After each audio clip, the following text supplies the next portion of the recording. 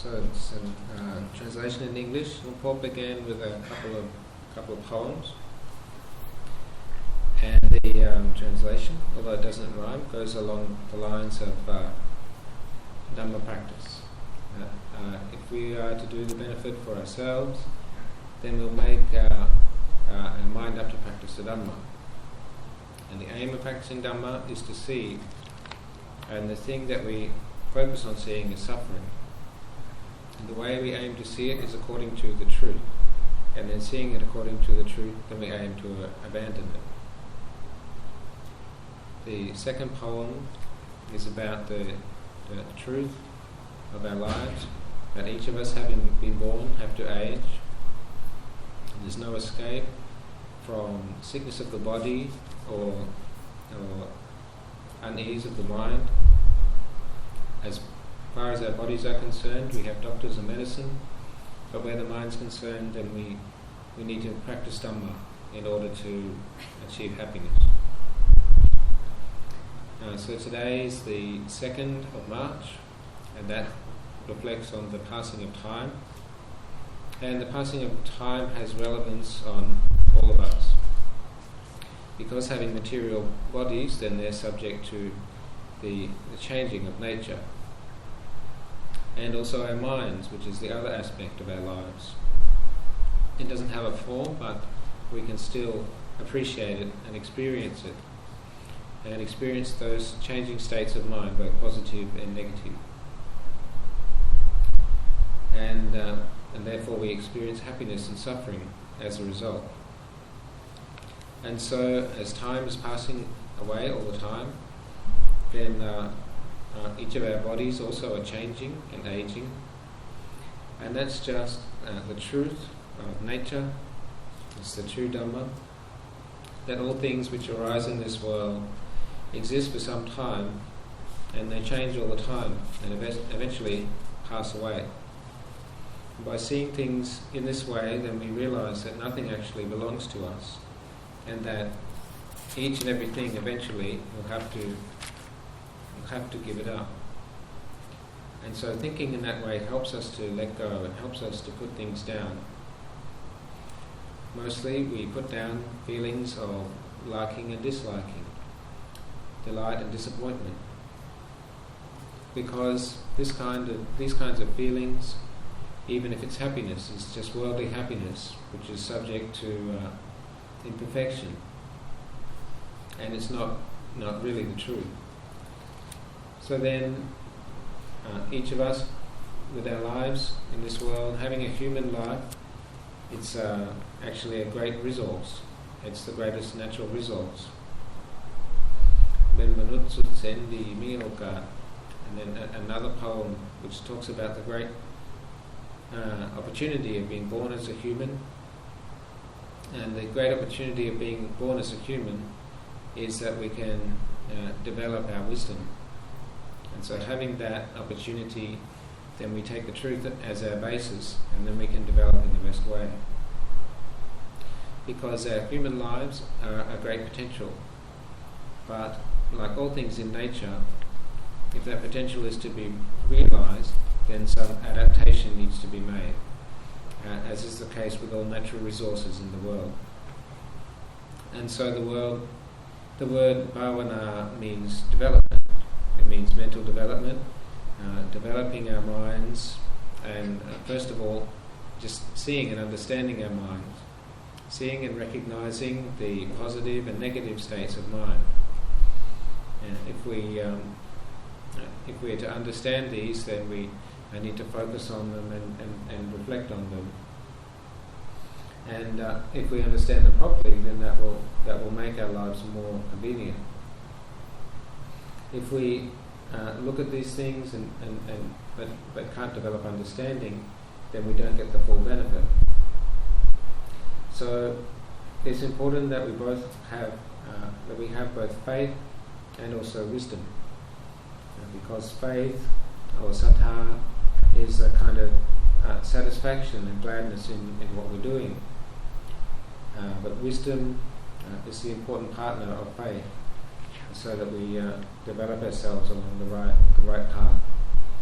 And the right path is to follow the footprints of the noble beings, but not their physical footprints, but to aspire to the qualities that they developed. The noble beings are those who achieve safety for themselves by pulling their own hearts out of suffering, by coming to a feeling of cleanness and safety. And that cleanness or purity we can develop in our own lives. And the first place that we start is with our action, because through good action we create good results, and through unwholesome action we create bad results. If we can develop and modify our action and make it good, then that will lead us to contented happiness, which is the hallmark of the noble ones, the noble beings that we call the Aryas, the noble ones, the ones attained to Dhamma. When we chant in praise of the noble Sangha, then we say the word Supatipanno, which means the one practice well, the one well practiced. And if one is to practice well, then one needs to practice with the proper understanding. And that proper understanding is our basis for practice. And so that's why, with this occasion, being close to the time of Magha Puja, when the Buddha gave his universal teaching, then he said, Sabba Pāpasa Akaranang Kusala Supa Sampada Sacitta Pariyodapanang Etan Buddha Sasanang. And that means that abstaining from all wrongdoing and practicing goodness to one's utmost and purifying one's mind is the teaching of all the Buddhas. It's not just beneficial for oneself, but it enables one to live in the community in a way that doesn't do any harm to anyone, and that one can be accepted by everyone. And by developing good qualities, not only do we abstain from harming others, but we have the kindness and compassion that we can create great benefit. At the very least, we see others as our relatives, and in fact see all others as our relatives, because having been born, each of us is subject to aging, sickness and death, and that's just the natural flow of things, it's the flow of nature. So, understanding that we're all on the same footing, then we realise that all beings desire for happiness and dislike unhappiness. And so it's with that in mind that we aim to practice well. If we see others as our relatives, then all our connections and every connection and attachment, then we'll fulfill that with the greatest kindness. Understanding that it's our fear and shame of wrongdoing, our fear of harming both ourselves and others, and that's what protects the world. So then we won't think of doing the wrong thing, but we'll think of doing that which is the right action that leads to peacefulness. But to do that, we need to develop our own hearts in order to have the strength and clarity that leads to peaceful states. And so the Nama Dhamma, or our minds, our heart, is that part of our life that doesn't have a form. It's not so easy to understand at first as our body, which we can see, and each of us have our own physical characteristics that are easy to identify. But what we can't deny is that the mind has great power. And that means it has the potential to create great benefit on one hand, or to create great harm on the other hand. And so we can use similes for this, like electricity. It's something that we don't see and can't see, but it can be very dangerous and can cause a fatal danger. On the other hand, if used properly, it has all kinds of benefits. And so Supatipanno means to practice well in order to bring the heart to its greatest benefit and avoid the danger. And there's just one key to this development, and that's a natural intuition that we all have, that we call sati, or mindfulness. And it's also a name for Buddha, the one who knows. It's something that we have but still need to develop, and it's the Dhamma of great support that will help to take care of our lives. It needs, when we practice to develop this and to increase this, because it's just like all natural resources. Any kind of natural resource, even though it might have some potential, if not developed and refined, then still of no use to us.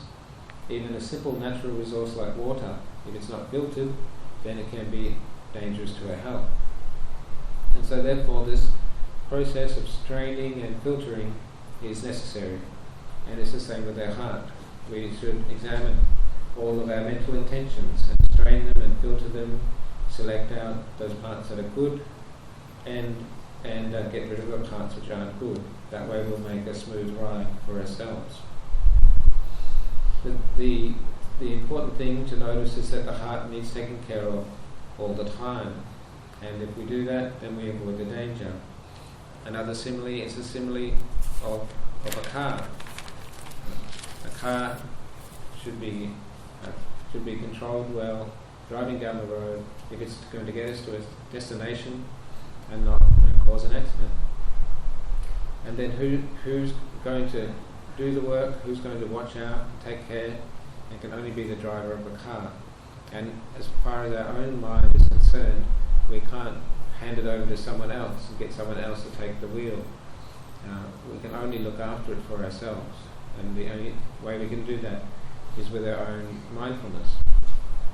But more than that, the Buddha said we should direct our mindfulness in order to understand the truth. Firstly, to direct our mindfulness towards our body, and then towards the mind. Because these are the two ways that we experience our life, it's through body and mind. And so the body, what we call our body, is not actually one single thing, but it's made up of many different parts. And those parts, which we call elements, have joined together to make a form. But it's a form which exists according to conditions. And it because of that, it has its upwards phase and its downward phase, or phase of declining and deterioration. If we look at nature, we'll see that everything in the natural world is that way. It has its growing up phase, and it has its dying away phase, and that's only natural. If we accept it, then we feel more peaceful and comfortable with that truth of nature. We understand that we don't have rights over things that belong to nature, and that includes our own bodies. And therefore, we release our feelings of stress and tension about that, and put down our feelings of ownership of the body. And understand that all these changing conditions belong to nature.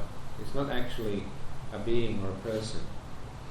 And that brings us to the attitude of sacrifice and renunciation, willing to admit and willing to investigate that which really belongs to us and that which doesn't really belong to us. It reduces our feeling of conceit, and reducing our feeling of conceit, then we can relate more appropriately to others. We don't feel that we're better or worse than others, and therefore we accept others. But to do this, we need to be someone who's circumspect, doesn't just follow in the way that one feels, but that looks and investigates. And so practicing the Dhamma means to look at our lives, look at the body, and look at the mind.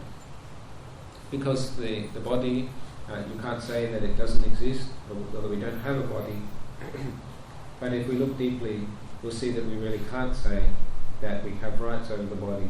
Ultimately, those rights belong to nature. And so by doing away with wrong view, then we also do away with unwholesome intentions, which are based on conceit. And we do away with actions that are based on desire. Desire to have, desire to be, it's the cause of our suffering. And it's said that we have suffering because of desire. We have a lot of suffering because we follow the desire. We have less suffering if we stop following desire, and we do away with suffering, if we give up our desire. So just to think about this in a reflective way is wisdom on the level of citta, maya, panya. And it's a higher level of wisdom than simply hearing things. It's the level of contemplating and thinking about those things for ourselves. If we follow this wholesome line of thinking, it will help to lead us to safety. It will help to make us someone who's reflective about our own lives. And then we'll focus on simply knowing and learning and understanding from our experience in life. That's what the Buddha did, and he summed it up into 4 noble truths. That's the truth of suffering and the cause of suffering, which is craving, the ending of suffering, and the path which leads to that peaceful ending of suffering. So the suffering of the body, in essence, is really just belongs to the body and belongs to nature. Without craving for it to be otherwise, then it won't be our suffering. It's just the body trying to tell us that it doesn't really belong to us. And so it's also the same study that was done more than 2,000 years ago with the one who became the Buddha. First of all saw the Theravadin, or heavenly messengers. He saw an old person, a sick person, a dead person, and then he saw a samana, one who's practicing to realize the truth. These 4 signs are called Devadutas, which means excellent signs or excellent messengers, because they're telling us the excellent message that by knowing and understanding suffering, that we can actually become free from suffering. And we understand we're going to give that suffering back to nature, which is to whom the suffering really belongs. Understanding the body, then we reflect on our mind, and understand that the mind that's not yet well developed will always still go back to suffering. Just like a child is always looking for things to play with. In the same way, a grown-up who's not yet a noble being is just like a child, always picking up those feelings of happiness and unhappiness, liking and disliking, and playing with those, and getting lost in them, getting lost in the world. Getting lost in the world of sensuality, coming back to the same mistakes over and over again. Therefore, if we can see the danger, then we'll restrain ourselves more carefully, and we won't be heedless, but we'll be mindful and alert when we see things, hear things, smell, taste, touch, and even think things. We'll be aware of these sense doors and be aware of the way we react when we interact with the world, because seeing forms and hearing sounds and so on, it leads to a reaction in the mind, and that's a reaction of either accepting or rejecting what we see or hear, liking or disliking that which we're experiencing through the senses. And so then we're swinging from craving and clinging on one hand, and then going to cringing and rejecting on the other extreme. And because of that, we don't escape from this way of reacting to the world. With mindfulness, we start to see the mind. It's made up of that which is wholesome and also unwholesome. By identifying that which is unwholesome and reflecting on it, then we see that if we act based on unwholesome states of mind, that we'll get a lot of enemies. If we have bad feelings about another person, and then we go and talk badly about that other person, if we go talking badly about other people all the time, then sooner or later they'll come back and talk badly about us, or even worse. And so we understand that the unwholesome states of mind are just like rubbish, and that we shouldn't go close to them, because greed, hatred, and delusion, they're bad things which can only have bad results. Thinking, speaking, and acting based on those states will cause trouble for us. It will cause trouble for society. They're therefore not worthy of wanting, and they're worthy of being left alone. If we know that, then we won't go close to them. We won't make use of them. we won't add to them, but we'll just see them as dangerous and to be avoided. At least to be kept away, not to be brought out into the open. Someone who's developed themselves well has developed their own mind with mindfulness and wisdom, and so that's the most wholesome way of development is to develop one's own mind, because with mindfulness and wisdom, then one can abandon those states. Even to reduce the states of greed, hatred and delusion significantly is a noble attainment that we call Sotapanna. From actually really seeing and understanding the danger in greed, hatred and delusion, and taking away the support for greed, hatred and delusion, then that's already a significant level of peace. So the Buddha said we should abstain from all evil, sabbapapasa karanam, and kusala supa sampada, to make much of what's good, and to do good to one's utmost.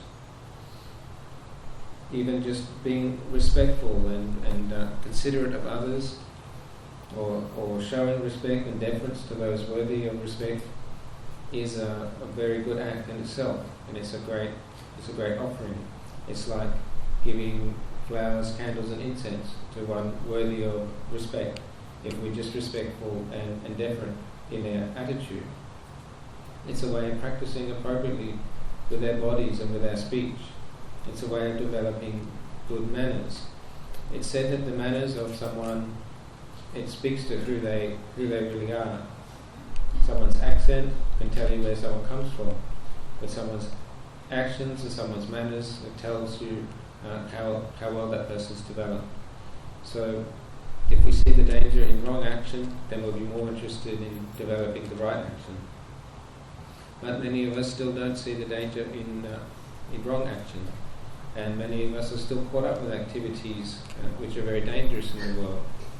We should look at those activities and see the way they bring harm. For example, the taking of intoxicants, becoming drunk, is something dangerous to our bodies. It's damaging to our bodies and brings danger into our life.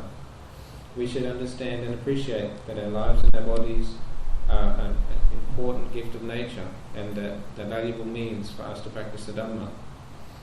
If we understand and appreciate this, then we'll practice with morality, and that will lead us to concentration and wisdom. Actually, morality, concentration and wisdom are all aspects of the same path, and they're all mixed up together, and we need them all. Just the same as when we eat a meal, we eat from all the different food groups and different types of food, and they all mix up in our stomach. Just the same way, we've got morality, concentration and wisdom mixed up in our wholesome practice according to the Noble Eightfold Path. And to talk about samadhi or mental development or concentration, then we should aim for the natural kind, the kind that naturally knows and is aware intuitively of all that we're saying and doing, and aware as we experience what we're experiencing, not giving way to greed, hatred and delusion. If we have wisdom, then we'll see the danger. When we see the danger, this is like a light that makes our lives safe. When we're in the room and we turn the light on, and we can see what we're doing, and we can avoid the dangerous places. So nati anya sama, there's no light like wisdom, because it's wisdom that shows us everything. Therefore, having this opportunity to come and meet together, and I don't have anything to give except for these words of advice, and it's my way of making an effort to give something, not thinking of my own comfort or convenience, but to think of what I can give. And so I thought of what might be beneficial to give, and the most beneficial thing to give is knowledge, is Dhamma, is advice on how we can each practice in our own lives. At the very least, it's an opportunity to come together and meet together, get to know each other, and give some pointers on how we can and modify our own lives, modify our own conduct and a way of developing ourselves in the world. So I'm only giving words of speech, but those words can be pointers to the value of our life, the way that we can use our lives for advantage. Our lives are such a useful thing. Like the Buddha said, being born as a human is a great gain. And so giving Dhamma as a way of meeting and greeting is a different style to giving material things. And it gives its benefits in a different way. So then for each of us, seeing as we still have our lives and our health and our strength, then let's take those words and practice them and make a difference for ourselves, and it leads us along the way of practicing towards that attainment of Dhamma, which is the greatest attainment for a human. And therefore I say anumodana, appreciation of everyone's effort in coming here tonight.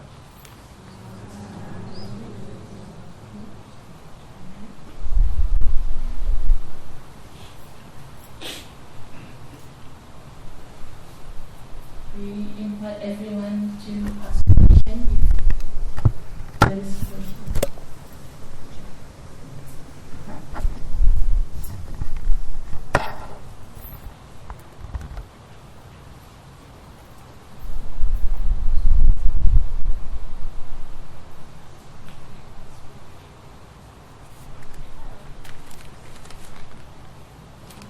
No question? Question at the back?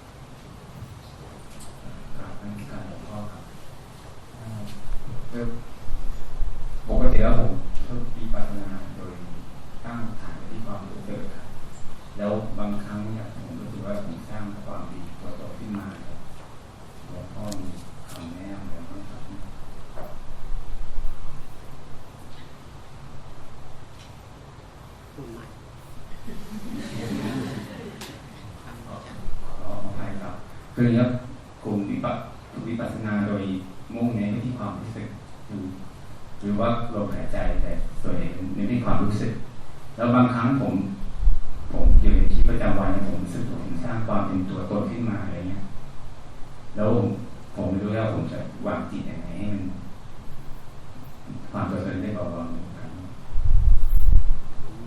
คำที่โยมให้ข้อมูลคำว่าวิปัสสนาหมายถึงการทำให้มันแจ้งเหมือนกับสว่างนี่แหละภาษาเรียกว่าสว่างวิปัสสนาก็คือสว่าง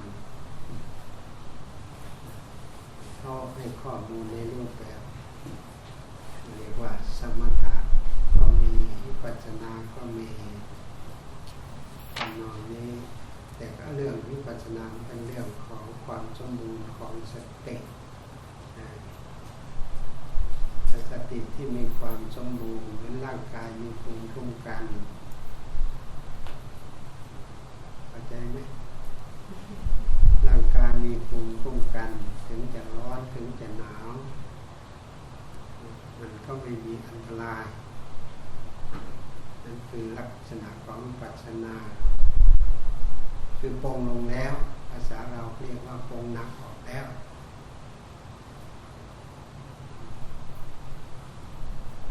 ที่ว่าที่ปรงตรงไหนก็ฝึกหัดมองดีๆก็แล้วกันว่าธรรมชาติของเขาก็ทำหน้าที่อยู่แล้ว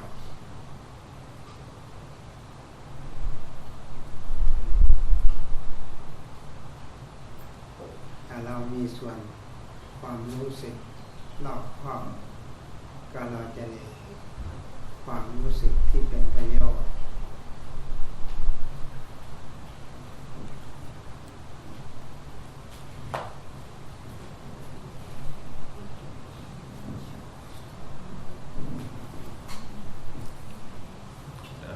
Question there about the practice of vipassana and question for asking for a little bit of direction on that.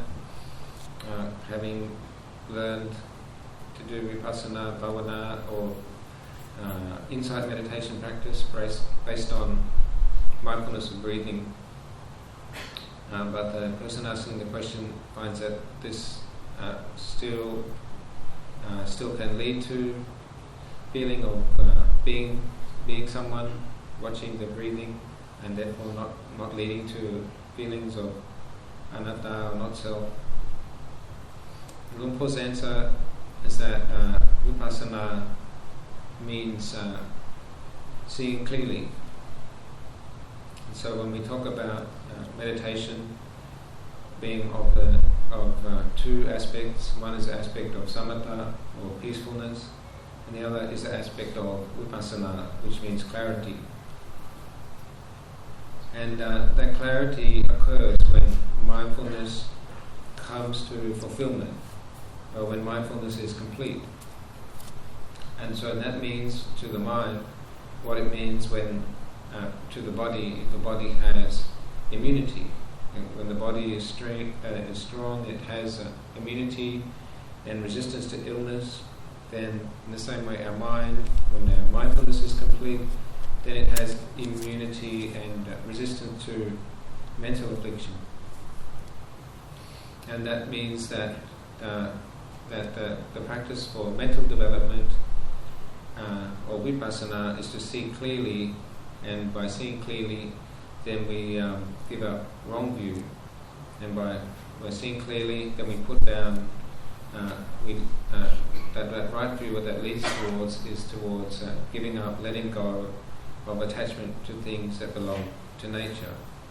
And so where we do the letting go is where things already don't belong to us.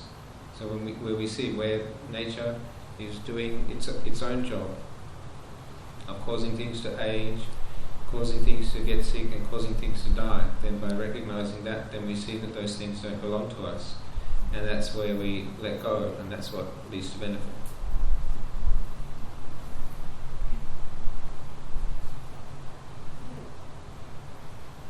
Hello. So I'll speak in English. I can't speak Thai. This year there is a beautiful calendar about Forisana, and in January there is a quotation by Ajahn with photograph of the Luang Liem. And essentially it says that when the mind has gone beyond doubt, then one can live fully naturally in harmony with nature, and one can be at peace even in the situations that are not peaceful. Would the Venerable please share with us how he manages to live in peace under a wide range of conditions, even extreme ones? Because what I found with very extreme situations, best I can do just avoid them or basically leave. So yes, would you please share with us how he practices that? Thank you.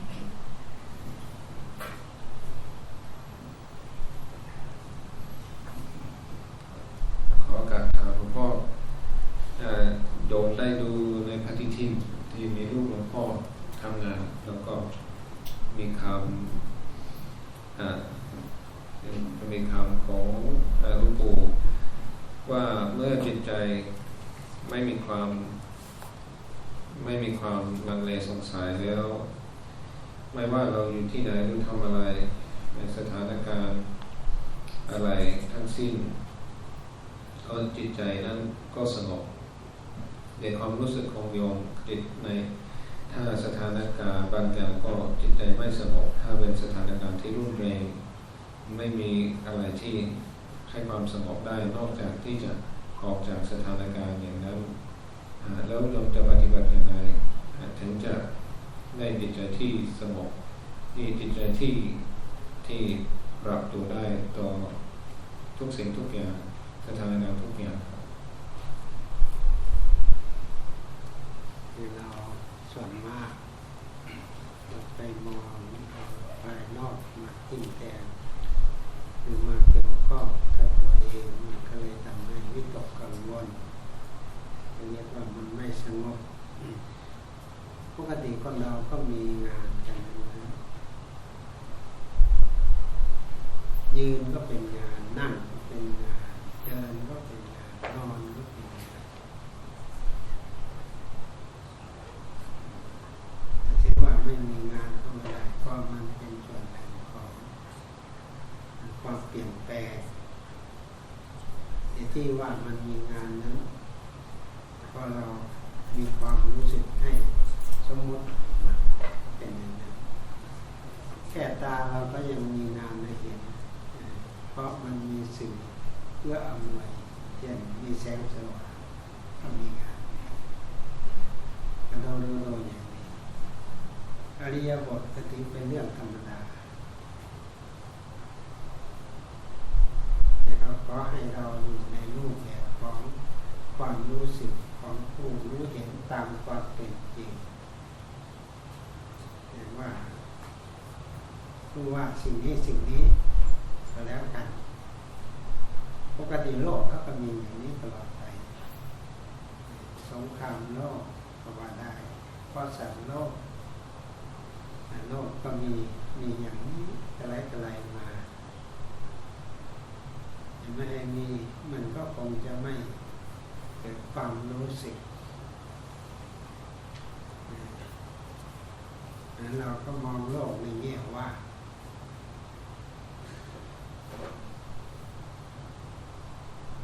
มองโลกในแง่ว่าก็มองกันยังไงเช่นถ้ามองว่าอัญชลาเป็นผู้นำเข้ามาใกล้ไม่ยั่งยืนมันก็มองออกอยู่แล้วแต่เห็นว่ามันไม่ยั่งยืนเราก็คลายอารมณ์เราเกิดความรู้สึกคลายอารมณ์ในรูปแบบว่าเราไม่มีกรรมสิทธิ์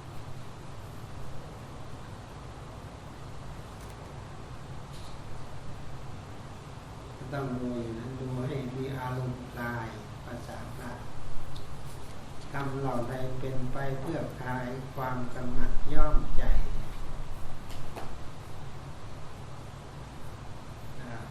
แต่ว่าเราจะได้ความรู้อย่างนี้ก็ต้อง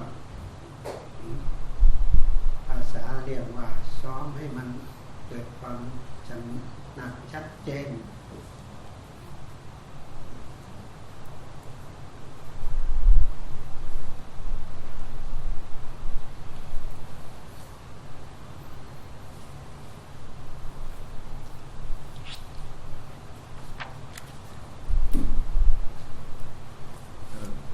in the calendar with Lupo's doing some work, and the quote is about being peaceful in all situations.